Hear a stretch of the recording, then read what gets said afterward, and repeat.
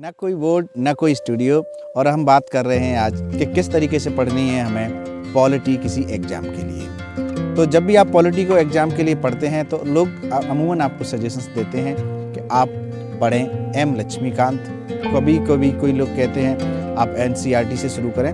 तो लेकिन रियलिटी क्या है, क्योंकि अभी आपने आरएएस के साथ साथ आरपीएससी की और विभिन्न परीक्षाओं में देखा होगा कि जिस तरीके से पॉलिटी से प्रश्न पूछे जा रहे हैं वो दिनों दिन उनका स्तर बढ़ता चला जा रहा है। तो इस तरीके से हम किस तरीके से पढ़ें इसी पे आज बात करते हैं। तो आपको पॉलिटीज भी जब भी पढ़नी है तो आप शुरुआत कीजिए 11th क्लास की पॉलिटी की बुक से, कॉन्स्टिट्यूशन एट दी वर्क। ठीक है, तो इस बुक को जब आप पढ़ेंगे तो आपको संविधान की चीज़ें समझ में आएंगी कि संविधान का निर्माण कैसे हुआ, संविधान में चीज़ें कैसे लागू होती हैं, कैसे बनता है, इन सब बातों को समझ पाएंगे।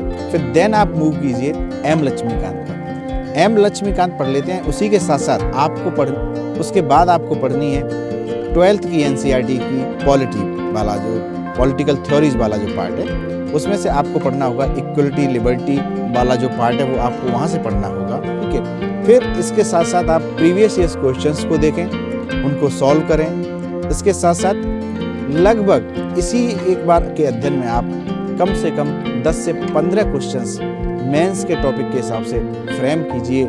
लिख नहीं सकते हैं तो माइंड में फ्रेम कीजिए, तब आप जाकर के पॉलिटी को ठीक से पढ़ पाएंगे। अन्यथा आप पॉलिटी ठीक से नहीं पढ़ पाएंगे।